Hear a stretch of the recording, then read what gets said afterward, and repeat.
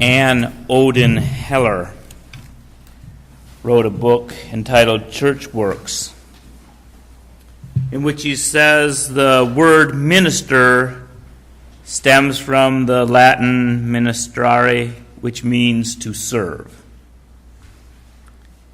As members of a religious community, we are bound to one another.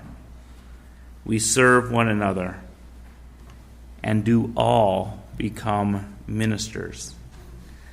The person we call to serve us is our minister among ministers and may be described as a first among equals.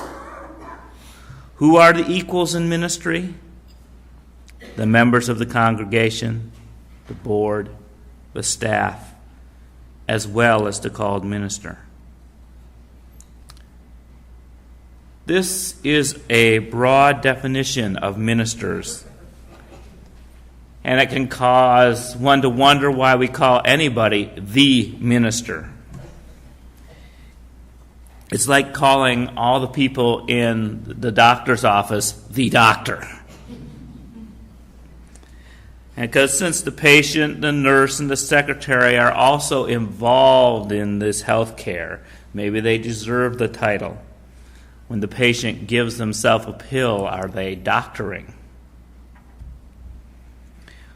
We don't tend to blur the lines in that profession because a doctor is someone who is specifically trained and has special rights by law granted to dispense medicines. Now, in some religious traditions, the minister has special privileges and duties. In Catholicism, only the priest can perform the Mass. In our less hierarchical system, I really have no special privilege. Our board could designate any one of you to be the ones performing marriages and other rituals of the church. In our context, the meaning of the word minister can get very blurred because on one hand, it refers to a specific person, but on the other hand, ministry is open to every person here. As a clergy person, I am your minister. You, as UU members, are ministers. The word minister encompasses both clergy and lay people. Probably akin to a word like health agent could apply to a physician, a nurse, and even the patient. Ministry is a broad term like wellness, which everybody in the doctor's office is responsible for. Just as wellness cannot be the sole province of a doctor, neither can ministry be the sole province of clergy. According to the Congregational Handbook published by the UUA, a congregation has a ministry. When that congregation has a minister and other professional staff, the congregation and staff form a partnership with each other, implementing the ministry of the congregation. Ministry is a mutual process. As clergy, there are certain aspects of the ministry that I agree to perform. When I met with the search committee over a year ago, they made it clear that the fellowship wanted somebody who would increase the presence of Unitarian Universalists in the community. In other words, they wanted someone who wasn't shy.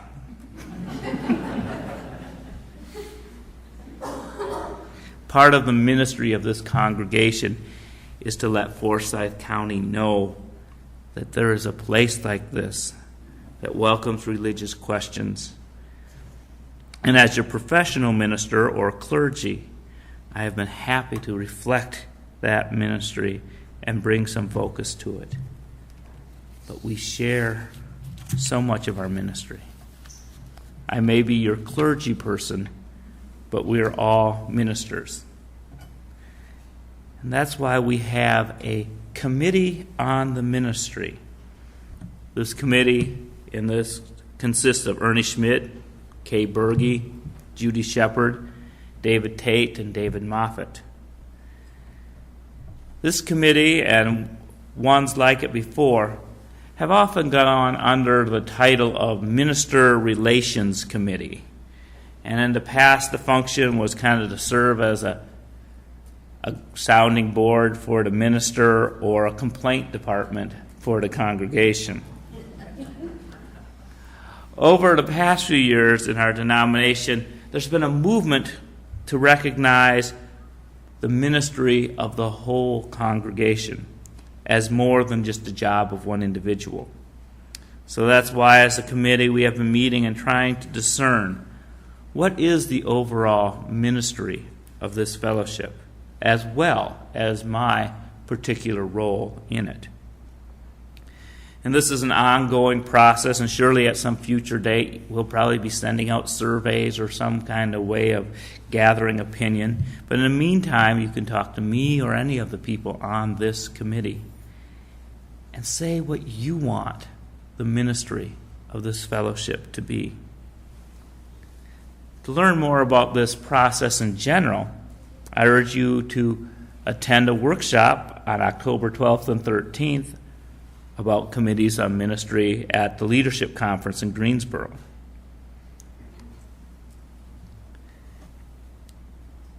Now, some aspects of the ministry are primarily the responsibility of the clergy, such as most of the preaching, but marriage and child dedications and memorial services.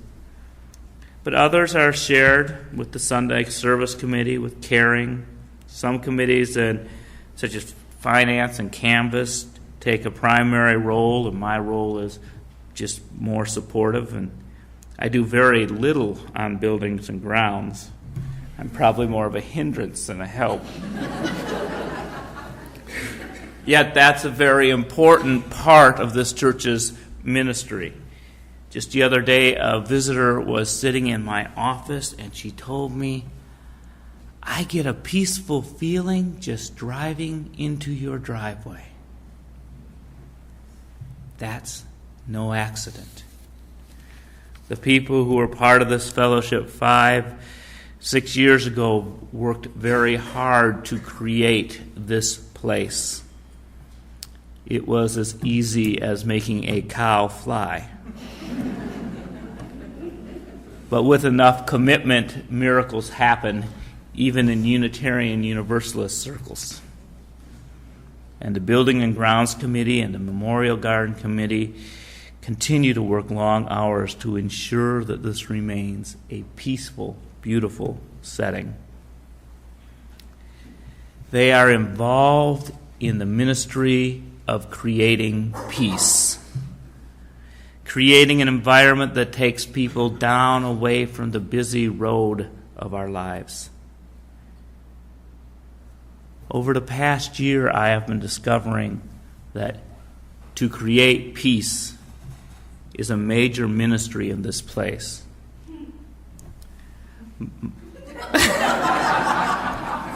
We'll get to that.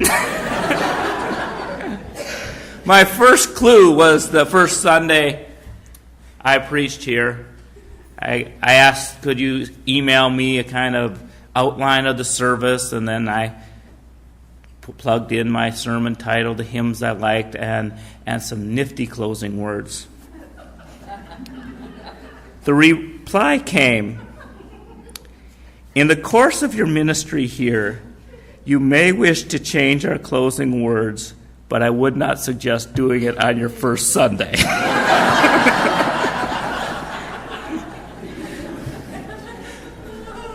These were the weary, wise words of someone who had toiled for 2 years on a search committee and was not going to let the candidate ruin it and create another year. Some proactive peacemaking on her part. Create peace. It's an interesting phrase. It's not passive. It's not enough to merely go in peace.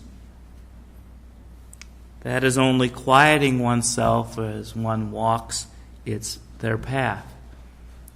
And it's important, and it is a spiritual blessing to be able to still one's soul. And in order to do that, one must believe in peace, to know, in the words of Gandhi, that it's possible to live in peace.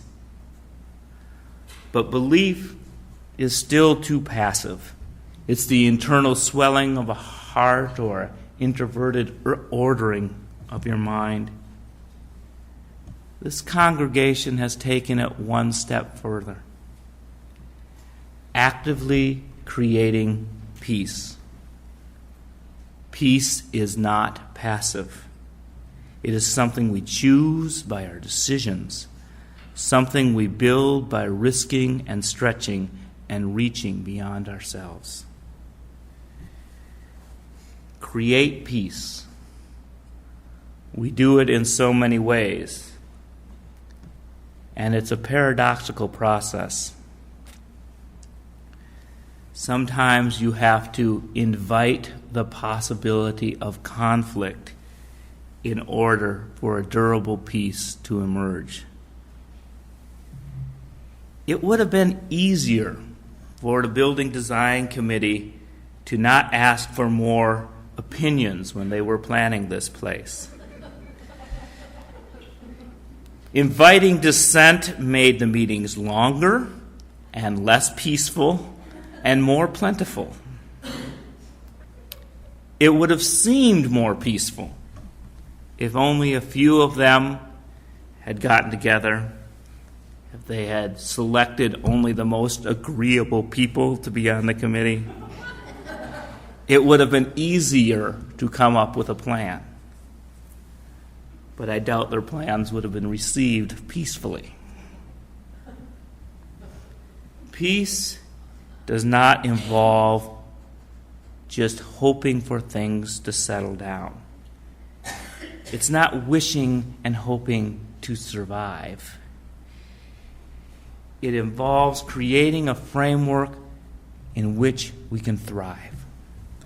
Dr. Martin Luther King says that peace is not merely the absence of tension, but the presence of justice. The Social Action Committee of this fellowship has an obvious ministry of creating peace, and we know that that often involves raising questions that we might not want to hear. Pam Lepley, our Director of Religious Education, and our Youth Service Committee, also has a ministry of creating peace. Part of that is teaching our children lessons of tolerance. Our junior high age children know more about Islam than many of the adults I have seen on radio and TV. That's no accident. It is the result of planting the seeds of peace in their heart. We also create peace by maximizing the safety of the children when they are here. It means that parents of different skills and philosophies agree to work together so that a wide variety of children are welcomed and their needs are met. The Sunday Service Committee has a ministry of creating peace here on Sunday mornings. We discuss ways for the worship to run more smoothly. How do we set a mood that allows peace to blossom, even if that means having a heated discussion over whether something is an interlude or a prelude?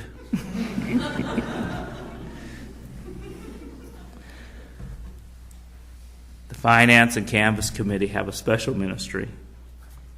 It's been said that it's easier to get UUs to talk about sex than it is to get us to talk about money. But the peace created here is not the result of manna or pennies from heaven. Prying open a wallet may be unpleasant, but it contributes to the long-term peace. I remember a church that was having a capital campaign because they needed to replace their furnace and air conditioning. And their slogan was, "Give until it's comfortable." That is creating peace. Cleaning the kitchen creates peace. To be able to share food with each other is one of the best ways to build community. A clean facility is more inviting, and thus cleanliness is next to that ultimate process that transcends our being and provides a context for meaningful existence.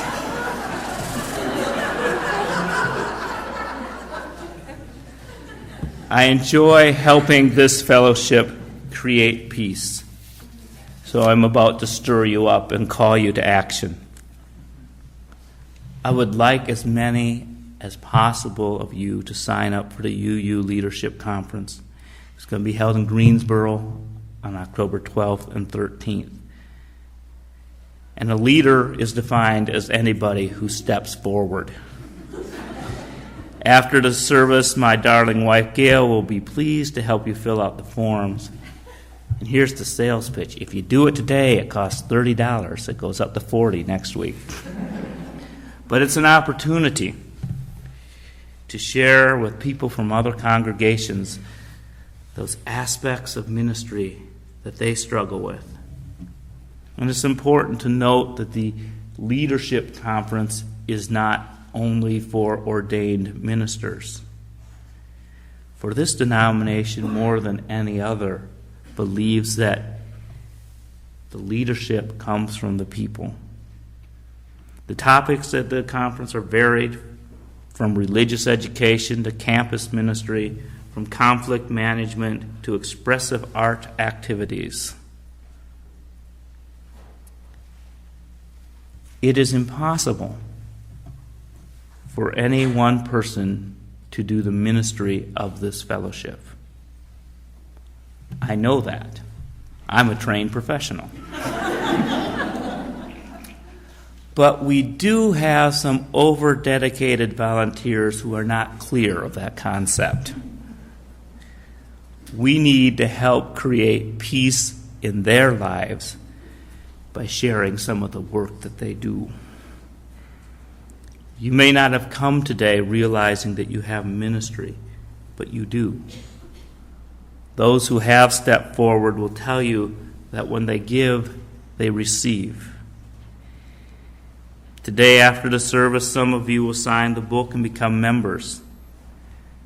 And membership involves ministry, your portion that you contribute to the whole. You may not notice it at first, but since the planes have exploded, we've learned how critical this community is.